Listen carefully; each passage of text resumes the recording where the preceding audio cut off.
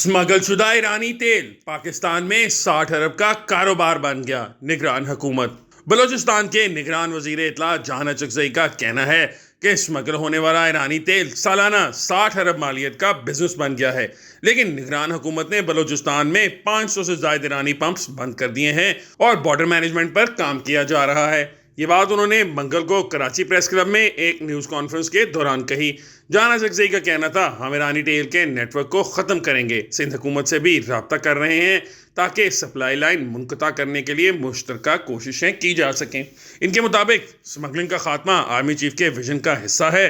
मुलविस अफराद को मुल्क बदर करेंगे। बलोचिस्तान हुकूमत की जानिब से ईरानी तेल के हवाले से इक़दामात पर बलोचिस्तान की कौम परस्त जमात नेशनल पार्टी ने सख्त रद्द-ए-अमल का इजहार करते हुए इसके खिलाफ तहरीक चलाने का ऐलान किया है।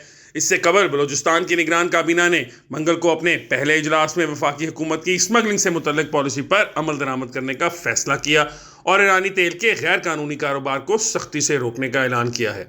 बलोचिस्तान की निगरान काबीना का इजलास मंगल को निगरान वजीर आला अली मर्दान डोमकी की ज़ेर सदारत मुनक्किद हुआ, जिसमें किसी गैर कानूनी कारोबार को तहफ़्फ़ुज़ फराहम न करने का फैसला हुआ।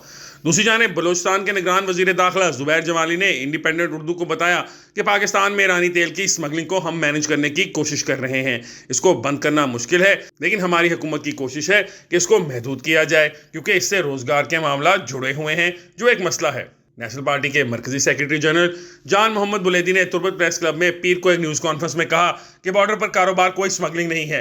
ईरानी बॉर्डर से तेल लाने वाली तमाम गाड़ियां एफसी और मकामी इंतजामिया ने बाकायदा रजिस्टर की हैं और डिप्टी कमिश्नरों की इजाज़त से रोज़ाना सैकड़ों गाड़ियां बॉर्डर बाकायदा क्रॉस करती हैं। उन्होंने कहा कि हुकूमत और इदारों की हौसला अफजाई की वजह से लोगों ने कीमती जेवरात और जायदादें बेचकर ईरानी तेल लाने के लिए गाड़ियाँ खरीदी हैं और कमोबेश 50,000 के करीब गाड़ियाँ मकरान में ज़िला इंतजामिया के पास रजिस्टर्ड हैं।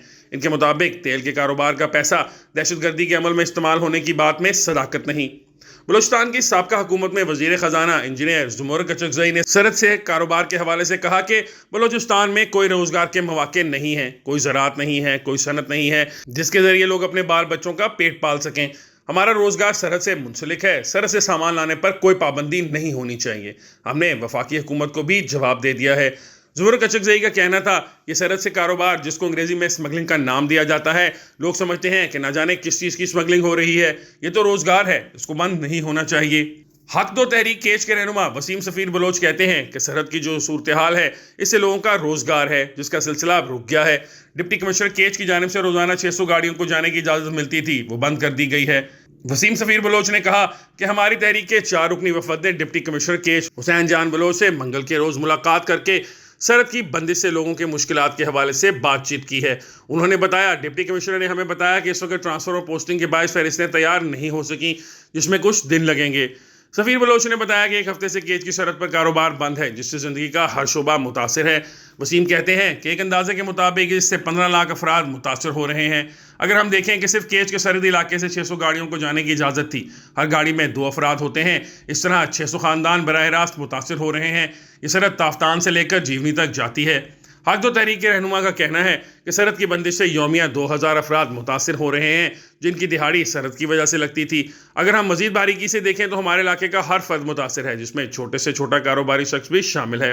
वसीम ने बताया, हमारे रोजगार का बड़ा जरिया सरहद है, जिससे हर कोई मुंसलिक है। ये कारोबार बहुत कदीम है, जिसको रोकना माशी तौर पर यहाँ के लोगों को मफलूज करने के मुतरादिफ है। हमारी तहरीक सरहदों से कारोबारी आज़ादी और समंदर में गैर कानूनी ट्रोलिंग के खिलाफ जद्दोजहद कर रही है। ईरानी पेट्रोल की स्मगलिंग के हवाले से बलोचिस्तान पेट्रोलियम डीलर्स एसोसिएशन के सदर क़यामुद्दीन आगा समझते हैं, ईरानी पेट्रोल की स्मगलिंग से कानूनी पेट्रोल पंप्स को नुकसान का सामना है।